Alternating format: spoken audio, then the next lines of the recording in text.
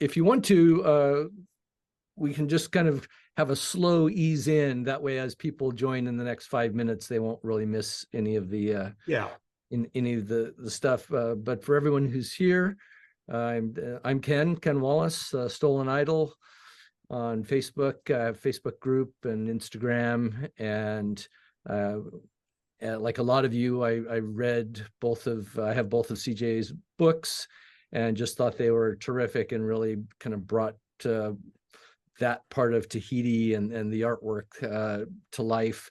And so I got in touch with CJ when we had a little chat about doing what we're doing now. And so I'm going to turn it over to him, CJ Cook, author of both the Leeteg and the Tyree books, and more books coming in the future, which I'm sure he'll tell us about.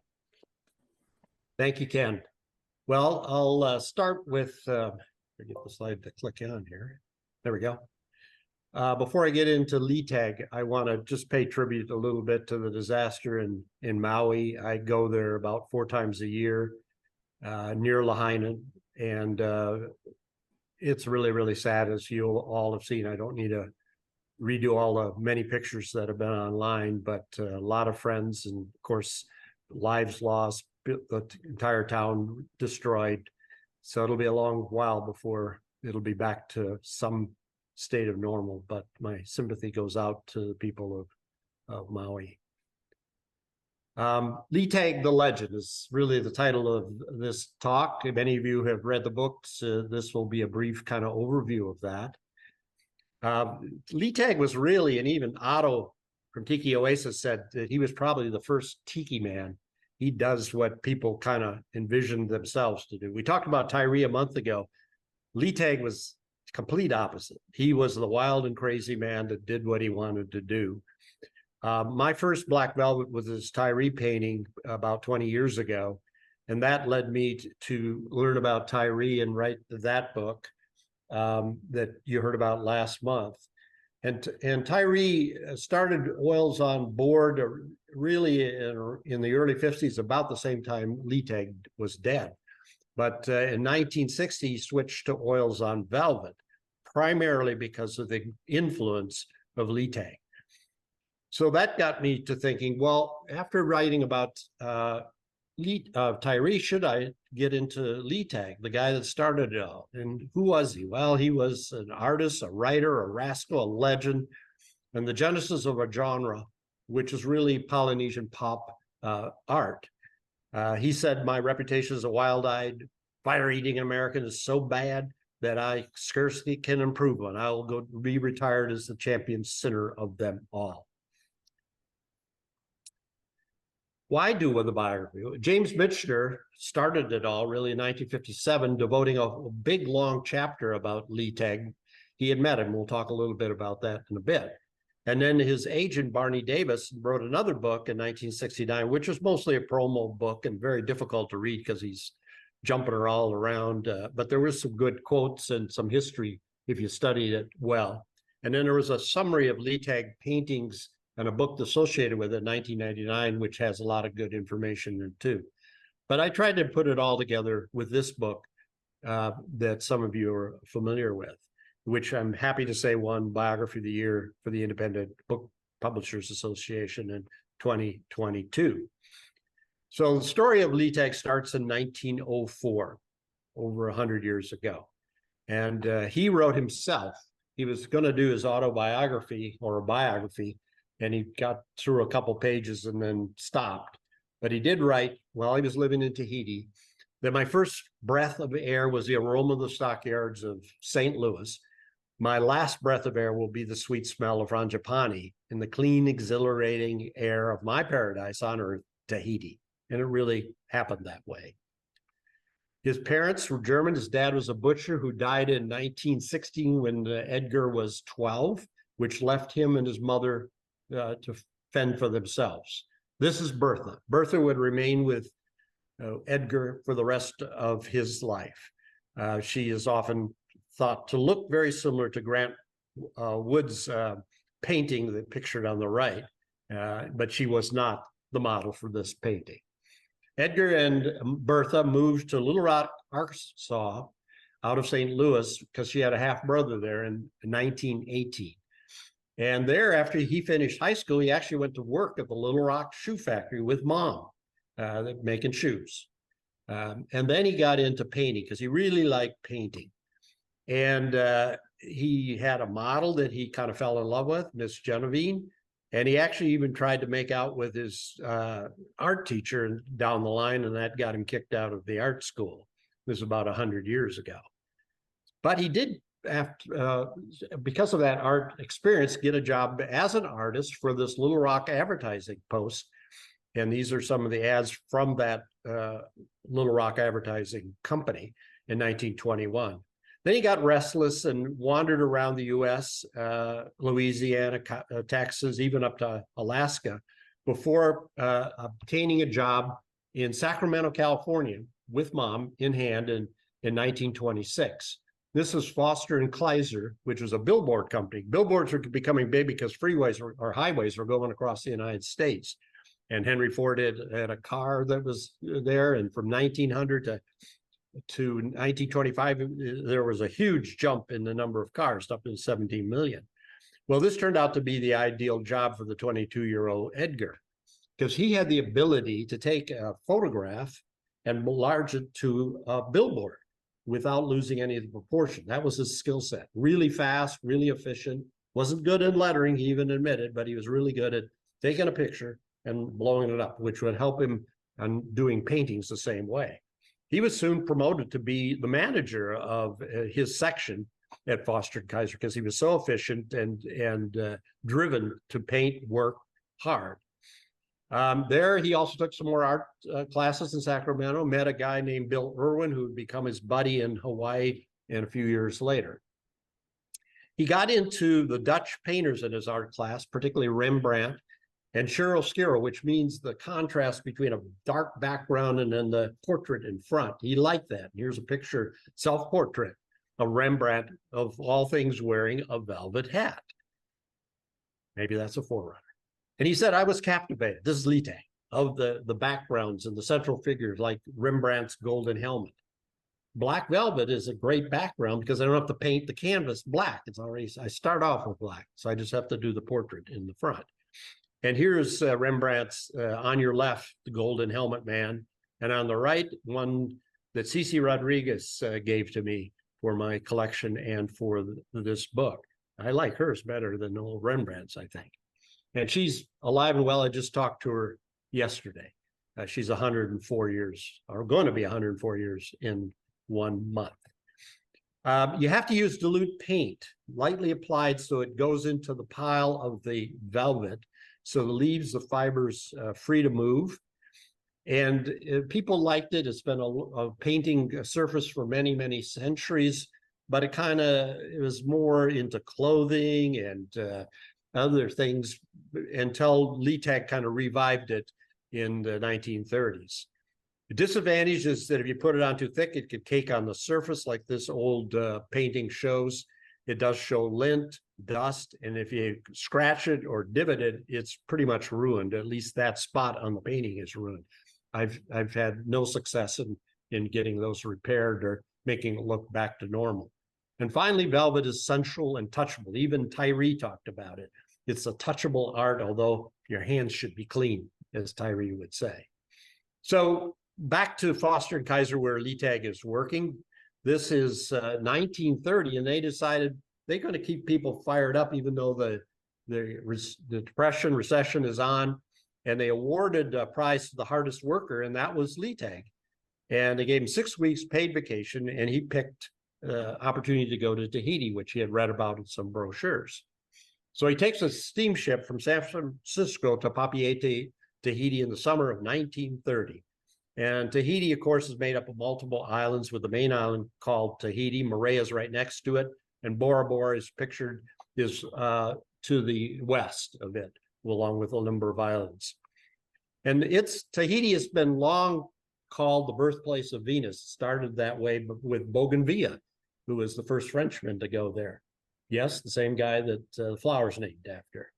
And he thought the place was erotic, and this is a painting that was made after he came back after describing Tahiti. James Cook would take 3 voyages around the Earth. 1 year after he started, 1 year after Bougainvillea, and he went to Tahiti to watch the transit of the planet Venus from the birthplace of Venus, Tahiti.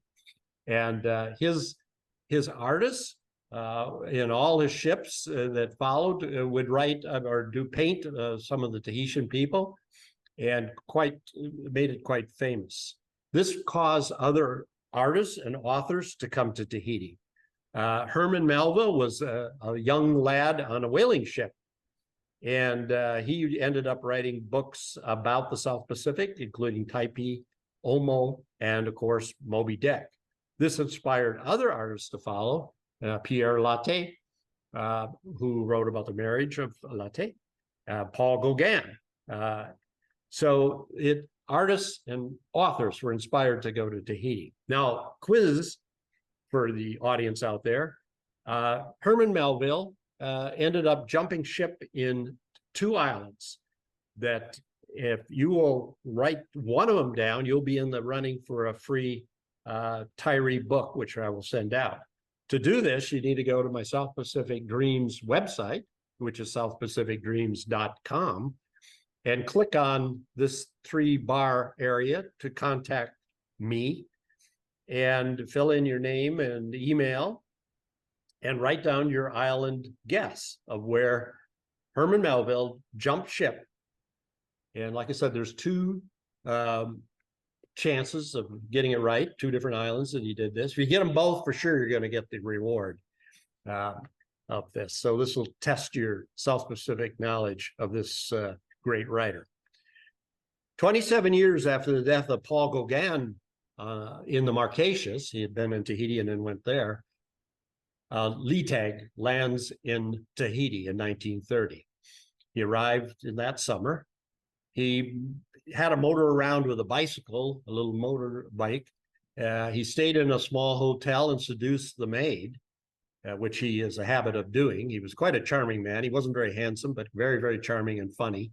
And he could seduce women pretty easily. The next morning after breakfast, he fell sick to his stomach, and he'd been poisoned by the owner of the motel, who was not happy that he was messing around with his maid. He stayed for a little bit longer and then finally decided to go back to work in Sacramento. But tensions were worse than when he left, because a lot of the guys were married. They're trying to support their family. Leeteg was not married. So he decided to get married to Violet. And there's a newspaper clipping that he got married in April 15th, 1931. Lasted only 3 weeks, and then it was annulled, and another newspaper documents that. She didn't want to cohabit with Leeteg. Funny thing. But he would do other things when he was in Sacramento. He would write to the newspaper. This guy had only graduated from high school, but he was quite articulate and funny.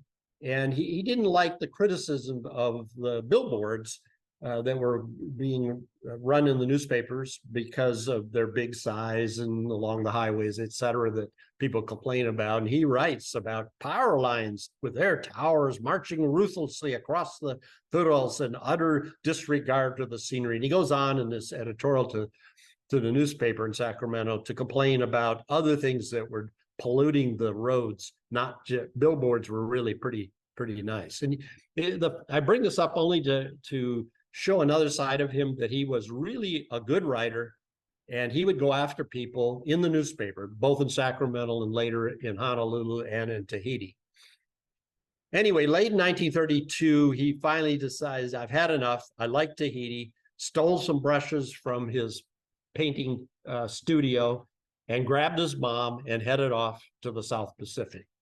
They first went to Hawaii, and there he got a job working at the Princess Theater, which is the finest theater in Honolulu, making oil painting posters for the theater. And he meets Barney Davis, who is a sailor and an accordion vaudeville actor for the movies at the Princess. And Davis watches him paint right there in the front of the studio. or the theater, a painting on black velvet, and he thought this was great, and they become buddies only for about a week. They were together, but they hit it off. They liked each other. They went out drinking every night, had a great time, but it would be 19 years before they'd get back together again. Soon after, Leeteg and Bertha head off from Honolulu to Tahiti in this teak yacht, the Florence Robinson, in September of 1933. And the Papeete wharf looked like this. It's a big stone wharf. The boats would back in like that, stern first, and there would be a little gangplank to walk ashore. And it was a big center of the South Pacific, lots of boats. The sailors from France kind of protected it, and that was a setup. But near the port were all these bars to entertain the sailors, the tourists that would come into Papeete Harbor. And there's a list of them, but the most famous, of course, was Quinn's. And Quinn's, initially founded in 1933, was an ice cream billiard parlor. It was started by Robert Quinn from San Francisco, and that happens to be the same year that Leeteg shows up. And a symbiotic relationship followed. The parlor started selling champagne, and pretty soon it was beer, wine, and booze, and the ice cream was gone, and the parties started. And it was really the wildest place in the South Pacific, the best bar, and the first tiki bar. Now, how do I know that? Well, this is the front of it. 5 big totem poles, tiki totem poles from the place where tiki started, Marquesas and Tahiti, held up the awning in front. Here's some gals coming out, and the guys standing there are the cops watching, keeping the trouble from going out onto the street. Here's a drawing of what it looked like, because the place was torn down in 1973, soon after it closed. This drawing was done by William Leeteg, which is Edgar's son. William actually used to play in a group there in the 1970s, and he drew this sketch for me. He had a big horseshoe bar at the front entrance. There's 2 doors, swinging doors, that you saw in that picture, and the orchestra would be up there behind the bar to protect them from the beers being thrown around. And then there was all these little tables around. There's the bar with a bunch of the patrons and waitresses in the distance there, and there's a gal dancing, and they had all these little tables around the sides where private intercourse could take place, and that would be both vocal and others, and the bar is on your left. So it's a wild place. They only had one privy, which was closed off with a little curtain that both boys and girls would use at the same time, with a drain down the middle of it. And this reporter writes that once while he was peeing, a girl pulled up her skirt and stood next to him and said, "Do you want me to hold that for you?" And he says, "Now I know why my wife didn't want me to come into Quinn's." So it was a wild place. It was a place where everybody wanted to go. It's in all the tourist books at that time, to go see it at least, because it was so famous. Tahiti was also the haven for authors and artists. We know about Gauguin and Leeteg, but here's the 2 most famous authors, Nordhoff and Hall, who wrote Mutiny on the Bounty and were drinking buddies of Leeteg. He liked Jimmy and Nordy, as he called him, and would go drinking with him. And he even went over his house and embarrassed himself late in his career there. 3 movies came out of that book, Mutiny on the Bounties, 1935 with Clark Gable, which was filmed in Santa Catalina because they didn't have enough money to go to Tahiti. The other ones were filmed in Tahiti with Marlon Brando in 1962. Here he is with his future live-in wife, Tarita, who's still alive today. And then 1984 with Mel Gibson, Anthony Hopkins, and now a little more toplessness in the movies in the 84 one. Leeteg liked to paint. As I mentioned, he painted from photographs of stuff, and he'd find them in magazines. And here's a National Geographic from 1920 about Tahiti that he used one of the ideas in there. And this was from a painter named Lucien Gouthier, who was a French photographer that was there in Tahiti from 04 to 21 well before he had left, before Leeteg came, but that didn't stop Leeteg from using his photos. So this is a photo from that National Geographic that Gouthier took, and then this is the painting on your right, Moonlight, that Edgar used from a 1934 painting of that. And you've seen probably, I've never seen the original, but I've seen copies of it that Barney Davis made. But photographs are often dubbed the artist's mistress. Lots of artists use photographs to do their paintings. And as an example, here's Paul Gauguin, who used this photograph by La Mission in 1890 to do this painting on your right of his grandma and lady, and lots of the other. Well, Leeteg realized that he went to Quinn's and had a wild time and got into fights. His reputation started to get more noticeable. And the police would initially throw him in the hoosegow, but as time went along and his notoriety came, they started protecting him because they didn't want him to get hurt. Bertha got upset with his drinking. She didn't like Tahitian food, fresh fish and fruit were not her liking. She preferred canned goods, and she wanted to go back to Arkansas. So she complained, and they decided to go back to Honolulu because prices of his paintings were much better in Hawaii than in Tahiti. There he meets his old buddy from Sacramento, Bill Irwin, gets a job with him, and shows his art at the Honolulu Academy of Arts, which is the prominent, still is the prominent Academy of Arts. And this is their building, which was pretty new at that time, where he gets to show his black velvet paintings with all the elite artists of Hawaii. And this was the painting he showed of a hula dancer in the woods. And these are some of the artists that he showed with, very, very famous ones. And he was in with the big time in 1935 in Honolulu, but they sort of didn't like him. He was kind of a wild character, and he painted on black velvet and he painted nudes, and that was his theme. And so there was a little conflict that developed about that time. Here he is. When he was there, he was always in the newspaper. He was a great publicity hound himself. So you'd always find an article. Here he is painting at the Mona Surf Hotel, and the newspaper article that followed, he'd get his name in there. So he and Mama part ways. They sailed to San Francisco. She heads back to Little Rock. Leeteg heads south to LA, where he meets Bob Brooks, who would go on to be the owner of the Seven Seas, one of the first tiki bars in Los Angeles. They met.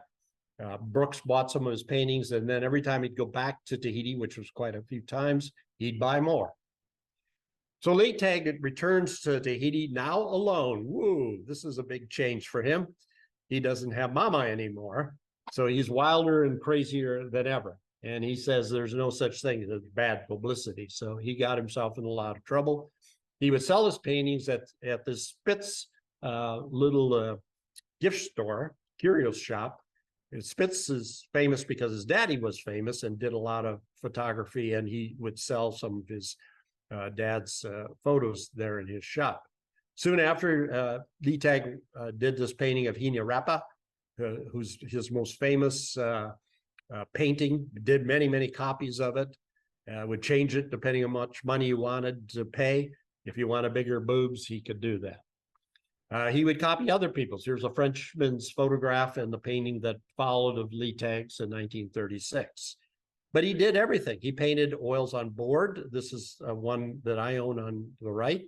And he obviously got the painting from this Matson ad that I found in one of the Paradise of the Pacific journals, where he copied that gal to make it. The painting's wonderful. So it's an oil on board.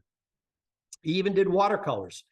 This is a postcard that Leeteg painted of Moorea, and was sold through Spitz curio shop. I've only seen the one, but I'm sure there are others out there that he painted. And he did pastels. This is a pastel that Leeteg painted. So he was quite versatile on whatever surface you wanted and material, he could do it. But he didn't like the Honolulu people that got kind of abstract, particularly Madge Tennant. He really hated her and some of her colleagues. And he said, if my paintings belong in a gin mill, not a museum. Now, a gin mill is a bar. And if that modern crap is art, then just call mine beautiful. Don't call my paintings art. So that conflict would remain. It was one-sided. Here's a mural. This thing is huge, 12 feet by 8, that is now in New Zealand, but was a wall from a Papiete bar that Leeteg had painted. And some lucky collector has this entire wall in his collection in New Zealand. At this time, he finally settles down a little bit with Jackie Kozuso, who was a barmaid dancer that he finds in Papiete, and he's just charmed by her. She's quite athletic. She's beautiful. He uses her as a model, and she comes to live with him for a number of years. And about that time, his mama wants to come back home. So they meet in Honolulu, and he goes there again to sell velvets, which he can get 4 times as much as he can in Tahiti. There, his main buddy, Irwin, has business is close. So he went to work for a Consolidated Amusement Company, another advertising firm. And they found him just incredible. He'd find out what the assignment was. And he says, tell me what I got to do. And he'd go do it all in a couple of weeks' time and then take the next 2 weeks off to go party. That's the way he did it, and hustle gals and have fun. He painted this movie starlet, Oil on Velvet, in 1938. At about that time, they were doing the art show again, and he wanted to enter it. But Honolulu Academy of Arts got a little uppity and said, we don't have enough room. We want to just have the high class people there. And they didn't pick Leeteg along with 16 other very prominent artists, which caused a war of the artists in Honolulu. And he wrote to the newspapers that the people were looking at the arts, that these moans could have been ejaculations. I've seen better art at the end of a stable boy's shovel. In response of not picking him or his artist friends. So that created a war, but he moved on, decided he would keep working for this company, but he had to rescue them. They had had developed this prominent theater, and it was Japanese owned, but the motif became Chinese dragons, and the owners of the Japanese theater said, we don't like this. This is terrible. You get it changed right away. And so his advertising firm had a call on Homer Merrill, the finest designer in Hawaii. He said, I'll redo it in 2 weeks, if I can have Leeteg, your painter, help me. And they did. And they finished it in 10 days with a marvelous, hardworking Leeteg. So the two of them worked together on another project too while he was there. So he became quite famous in Honolulu. But he wanted to go back to see Jackie, who was pregnant. And mom was with him. Here's a picture in 1938 as they board a ship back to Tahiti. She had given birth to their first baby, a girl named Laverne. And there's the photo of it. And here's the painting that Leeteg made of Jackie and Laverne, which is a wonderful, wonderful Madonna type painting. He also met a guy in 1940, Decker, who was a Mormon jeweler, whose wife and he were traveling through the area and loved his paintings, including Hina Repa, and authorized Leeteg to make 10 to 12 of them for the rest of his life. And they ended up with the largest collection of Leeteg paintings in Salt Lake City. Kind of unusual, where a Mormon and his wife ended up being his major patron, but that's what happened. Leeteg at that time, because he had money now, wanted to go buy a parcel of land, and he picked Moorea, where he buys 5 acres on Paupau Bay, which is also named Cook's Bay, on the island of Moorea, which is 12 miles away from Papiete. There he builds a little bamboo shack, and later would build a bunch of other buildings, which I'll show you. About this time, Bertha gets sick.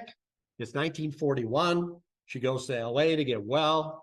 He says, I'll come back and pick you up in Honolulu, which they did. So he leaves his pregnant wife, Jackie, second pregnancy, and goes to Honolulu and picks up mom, and they stay for 9 months in Honolulu, and he paints away. And there's another picture of him in the newspaper with his paintings.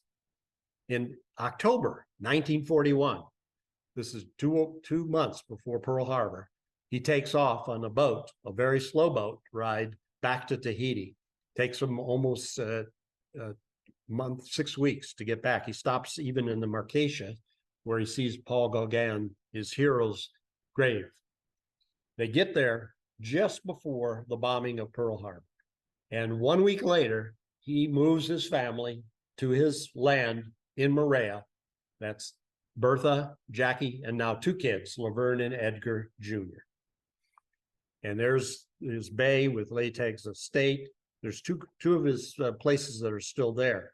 Now, Moorea, interestingly enough, was Bali High, James Michener's Bali High. And this is a picture of it that I took. It's a beautiful place, beautiful from the island of Tahiti and beautiful when you get there. Well, he built this compound now. And at this time in 1946, he had 4 cottages and an outhouse. And it was 20 years before Hugh Hefner's Playboy Mansion. One for his mom and the kids, one for his girlfriend, an art studio, a bathroom, and for guests. It was a wild place, and people would come and see. Here's the 2 kids with Bertha looking out. Villa Valor, he called it. He even wrote it on the wall. He built most of them, with Mama helping him a little bit, but he built this himself. He'd get somebody to help. And like I said, 2 of these cottages are still there. The land is owned by other people, this 5 acres. Here's Bertha again with the 2 kids. And here's the outhouse, the famous outhouse where he had fancy grill work on it. Of course, they had no electricity. So it was, pretty primitive, but it was on Moorea. War comes to Tahiti in 1942. This is 6 weeks after Pearl Harbor. The U.S. said, we got to defend Tahiti. There's not too many islands left.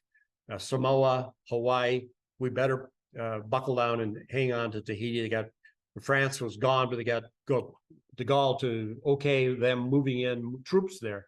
And they liked Bora Bora because they have the sandbars all around, and they made an airport right there, which is where the present airport is, because they could bring in their planes quickly. It only had 1 entrance in it.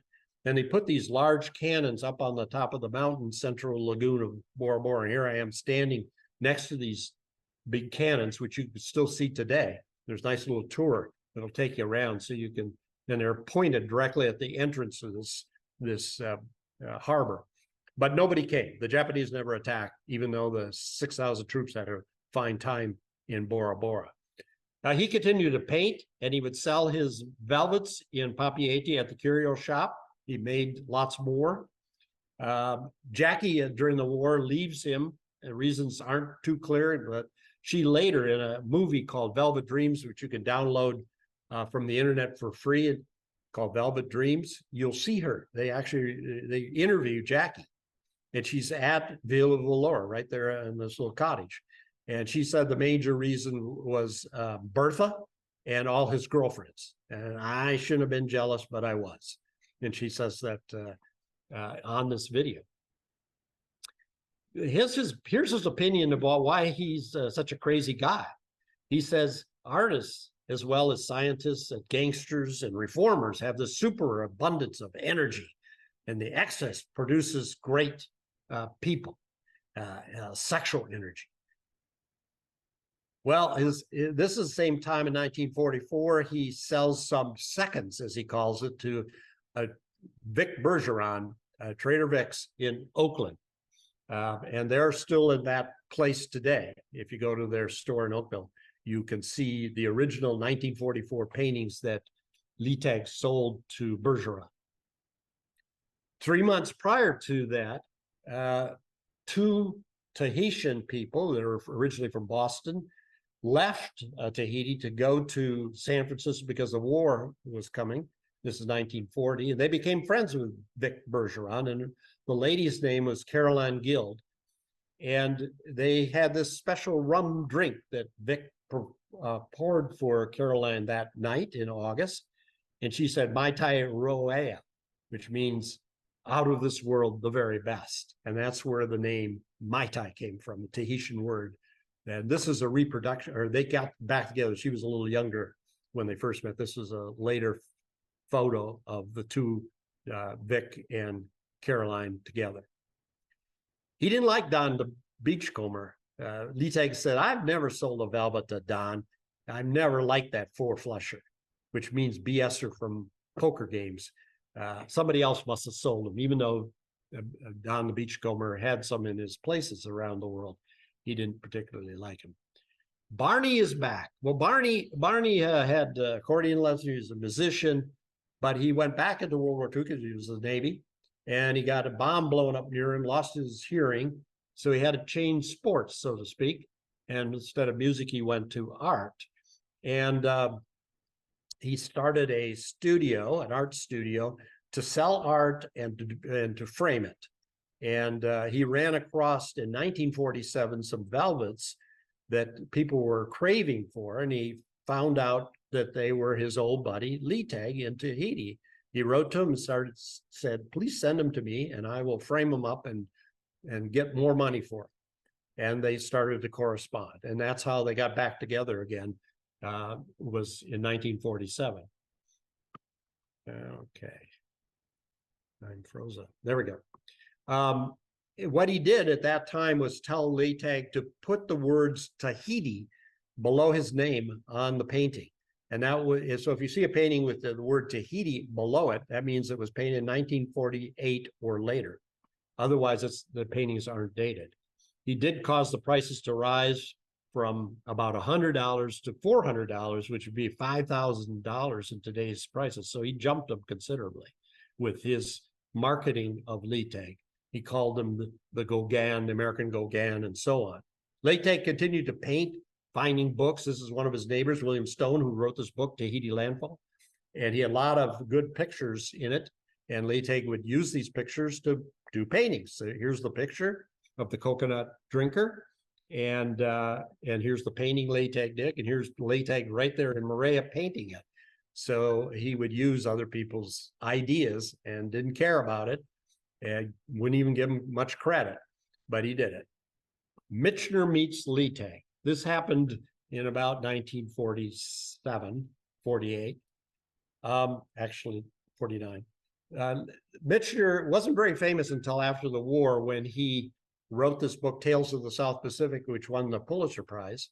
And that really set off his career. And he decided to go back to write a follow-up book called Return to Paradise. And he had his buddy Louis Hirshon that he had met during the war years, and he stayed with Louis, and with the beautiful picture of Moorea by his side, he did this second book.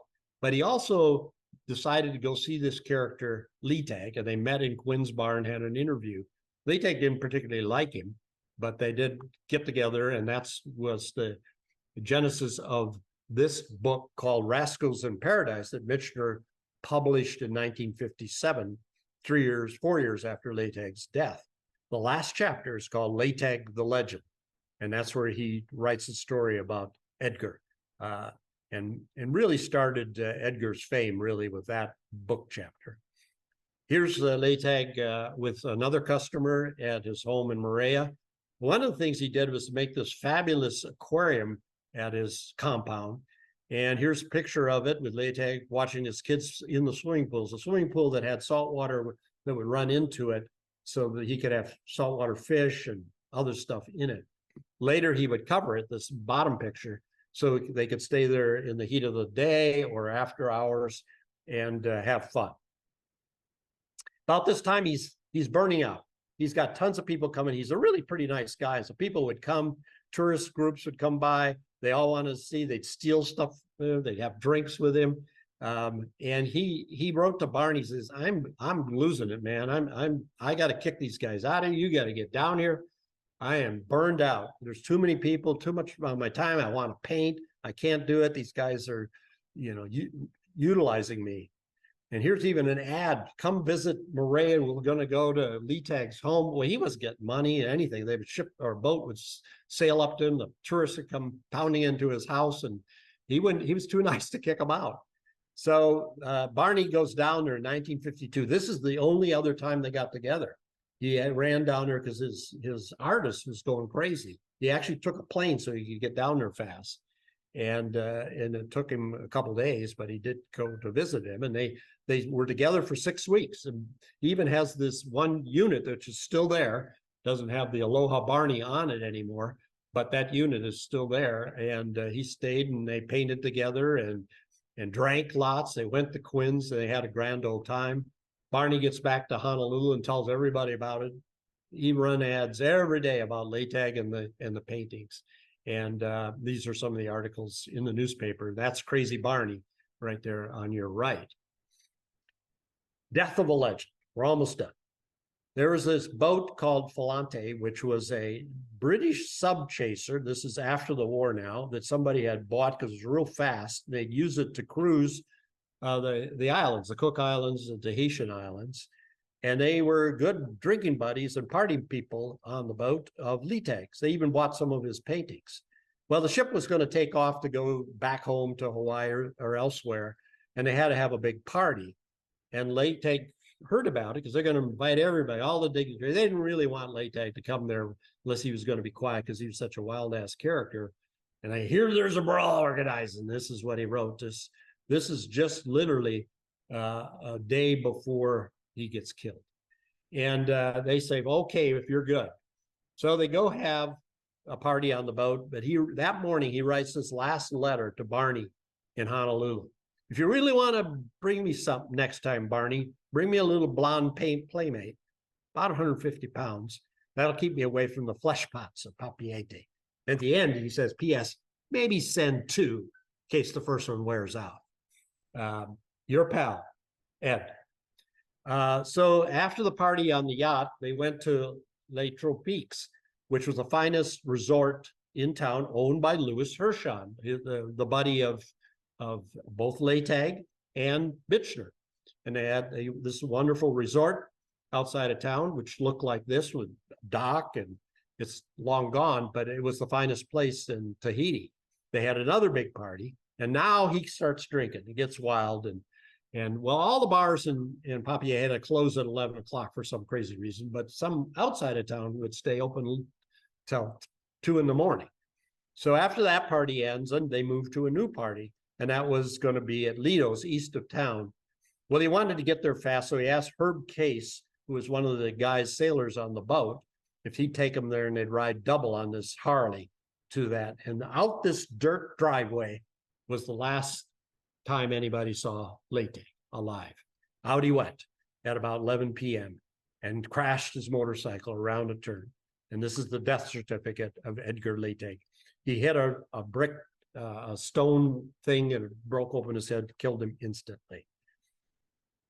And it took a few days for the word to get back to Honolulu. He was 49. The American Gauguin was gone. Case even got charged for a while as part of the reason for his death, but was released a couple days later in the trial.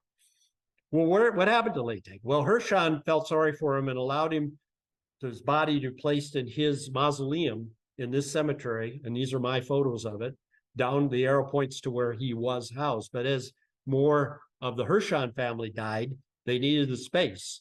So they moved his body to this little temporary bone sanctuary just outside. This is me walking down the aisles looking for Leeteg, and fortunately the help of William, who was a son but didn't actually know where his dad was buried because they had moved him.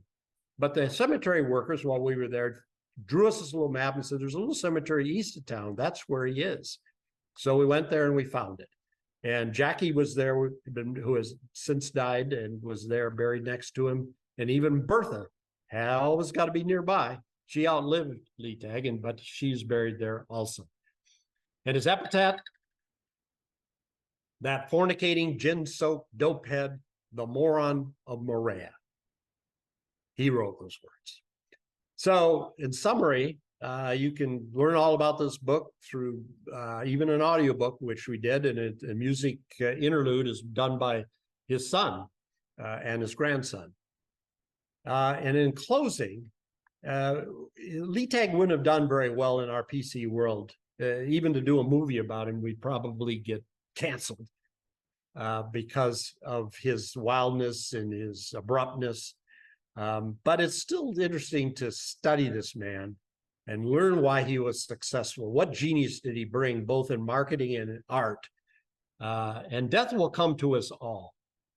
But when we reflect back on Leeteg, we encounter our own reflection, forcing us to reckon with our own existence. And when this occurs, a question, did we live fully? Well, we know Leeteg did. So that is the end. This is the book. Hopefully, if you don't have it, you'll order it through South Pacific Dreams. And the other one's there, which also won his biography and a cover. And a new one coming out in late September. It's a Tyree book on Beauty and the Beast, his paintings of endangered animals. And you can pre-order it on the website at 10% off. Now for the winners, I'll go to my phone while Ken starts looking for questions, and I'll see if we got some winners that have sent stuff in. Thanks, CJ. Yeah, if anyone does have any questions for CJ, just type them in the chat. If at the bottom of your Zoom window, you can see there's a chat icon, and then you can just type them in, and then we'll just kind of hit questions one by one if anybody has any. Or if you want to be unmuted, I can certainly, or you can unmute yourself and ask CJ a question if you'd like to. I just want to make sure that we get them kind of in a organized order. I haven't seen any guesses on the islands here yet. So come on, guys. There must be some of you know. Now, just to be clear, CJ, do they have to get it right to win a book, or is just registering a guess going to put them in for a drawing? How are you? Well, we haven't got anybody that's guessed it yet. So the first one in will win a book. So there you go. Got to do it through the website. Unless we get nobody wanting brave enough to do it, or they already have the books, they don't want another one. That could be too. This one's free, shipping included. So CJ, Eric is asking if you've got a painting that you think might be a Leeteg, I'm assuming, or you're looking to buy one. How do you know it's legit? How do you know it's an actual Leeteg? Did he sign all of his paintings in some way? He signed them all, but it's a pretty easy thing to replicate because it was a big print signature, Leeteg. And so you got to be careful. I don't, want to get into saying real or not real, but most of them that I've seen that are large size are his. There, you got to be careful because Barney Davis did these small copies of his paintings that were done by other artists. But Barney was, he put a sticker on the back, said this is a copy, and he has the word Leeteg, he has the word Tahiti, and he has the word copy on the front. It's a cheaper velvet, almost a velvet paper. But some people will erase the word copy and sell it on the internet as a real Leeteg. So watch out for those. They're all smaller. They're only 18 by 12 or thereabouts. They're quite small. Most of the Leeteg paintings are much bigger and better quality of velvet. Got it. Other questions? Anybody want to verbally guess the islands that Herman Melville? One, he jumped ship and didn't want to stay on the ship anymore. Anybody? Wasn't it the Marquesas? Very good. That's the Marquesas. That's right. And then he ended up staying there for a while and wrote the book Typee about his girlfriend and he and the adventures they had there. And then he jumped as a stowaway to get to Tahiti itself and wrote another book called Omo, which became a travel log kind of Tahiti and Moorea for other people to use, because this is 1842. So this was a long time ago, and it was really the first kind of travel log of Tahiti. But there's another important place that he got off ship, because he went back he got eventually back into the sailing and whaling. But anybody know what the other place he jumped ship for? Legally this time. Lahaina, Maui. It was the sailing capital, and he was there. Herman Melville in the 40s, just to show you how that little capital city now gone was, and there's a prison there, but I'm sure the prison will make it because it's all stone where they put the drunken sailors, and it's on Prison Street, so that's an easy place to remember. where the prison was in Lahaina, but Melville was there during the whaling season. Cool. Well, anyone else? I don't see any other questions in the chats. I did have one question for you, CJ. You had popped up a slide with the National Geographic, I think from the early 20s, 2021, I can't remember. Do you know which issue was that? Because you can still get some of those old National Geographics. Yes, you can. I'll have to get the exact date. It's 1920 and it's on Tahiti. It has. I think I saw one. I was kind of looking. It was October 1920. Seemed to be a Tahiti issue, and I doubt if they did probably multiples that year. No, that would be it. Yeah, I just don't remember which month, but October, yeah, October 1920. And that one painting that he did is in there, which he took from the Frenchman. And yeah. I was telling CJ that the painting you see behind me, which is not a Leeteg, by the way, I found at a swap, like a flea market, and then also found this album cover, which is basically the same exact artwork as the Black Velvet. So the tradition, I guess, continued of people copying artwork for their Black Velvet paintings. About issues of copyright infringement with Leeteg. He got into fights with people for using their photography, and one even wanted to sue him, but he would sort of throw it off, and he said, "Here's $10 for your lousy photo." And yeah, I don't think he ever got into a trial situation, but he did run into some battles in the newspaper with people, some of the photographers that he used their paintings to do. But in reality, he always beat them up a little bit if they took him on, and he didn't care. He says, "My art is different than your photo. I'm changing it." Somebody asked your website. I pasted it into the chat there. It's southpacificdreams.com. Yeah, one word. Yep. Well, great. Anything else? There's no one else has any questions. He wore this nice big hat. I can't get the exact one that had a big brim, and that was his favorite thing, just to keep the sun out, from this guy from Arkansas. All right. Well, thank you very much for listening. Can you still? You said you can still see his property, or is it all been subdivided up into separate parcels?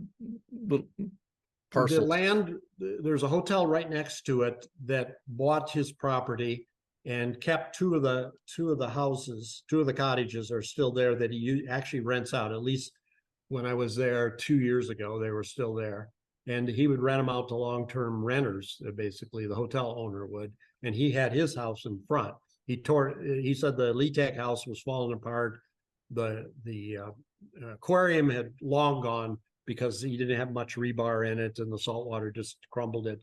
And so basically, unfortunately, Leeteg's house and cottages, except for these two, are all gone. But the property is owned by at least as of 2 years ago, is owned by this hotel next to it. Do you imagine having 5 acres in Cook's Bay now? Oh my God. Well, and they're long and skinny. They go, the area on the water is small, but it goes up and vertically up the mountain, as most of these places do. So the frontage is not 5 acres. It's, a couple hundred feet along the water, because that's the way they did. They did these long kind of slices, if you will, along the bay. Hey, I take it. A couple hundred feet to be fine. Yes. Yeah. All right, everybody. Well, thank you guys. Thanks everyone for sitting in on the presentation. Yeah, if you got questions, write to me. Thank you. Perfect. Yeah, and you guys have got his website, and get the book. It's a terrific book. I've got my copy right here. Highly recommended, and the Tyree book as well. Thank you. All right, everybody. Thanks. Have a great day. Have a great weekend.